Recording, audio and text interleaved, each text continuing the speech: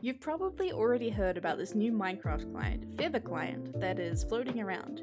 But what actually is it, and is it worth the hype? Today I'm going to give you a quick but informative overview of the client and its drama so that you can form your own point of view. Feather Client is a modded Forge and Fabric client that has appeared in the last month or so, claiming to outperform competitors like Luna and Badlion in technical aspects, while still being sleek and customizable.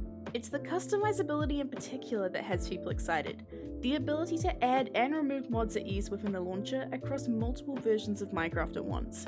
This hasn't really been done before. I'll be honest that this excited me at first too, until I looked into it. There are only a handful of mods that could be added to Feather, and most of those mods are already implemented in other clients. It does have a functioning replay mod, however, which is more than can be said for Luna client. The mods that were available performed subpar to my expectations. The ping mod was on the tab menu rather than an on-screen widget like it is with other clients, and only really worked occasionally. Another essential mod that failed on me was the nick hider, which even when active and checked did not hide my skin, and if I pressed tab I could still see my nickname. This is an essential for streamers and content creators, so it was disappointing to see it failing. With all the mod customizability Feather promotes, it would be great to see us able to swap to a different ping mod that wasn't in the tab menu, for example. Feather is currently in beta, and access is mainly only being granted to those who purchase whitelisting. The whitelist purchase came with a complimentary cape, but you might notice I'm not wearing the cape in the footage. This is because it was actually a struggle to receive it.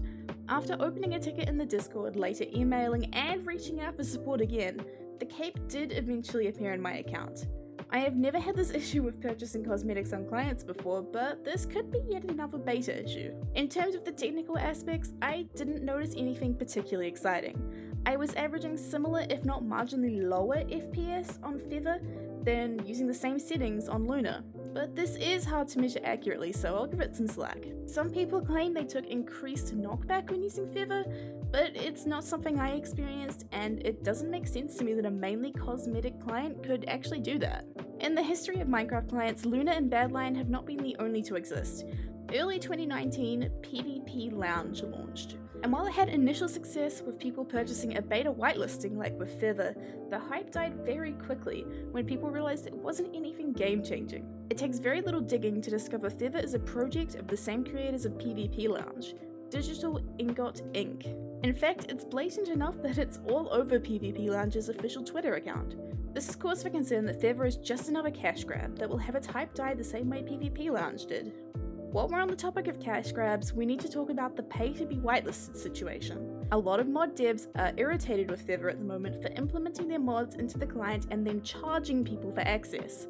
It's not just a scummy thing to do, it's straight up illegal in some situations.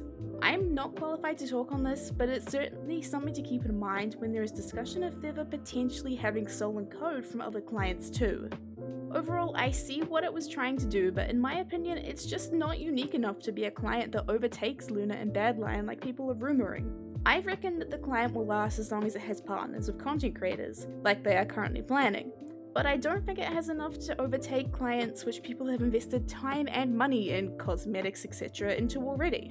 If you enjoyed this type of content, let me know down below and hit that like button. It really supports the channel and it will let me know that you want to see more of these videos in the future. Thank you!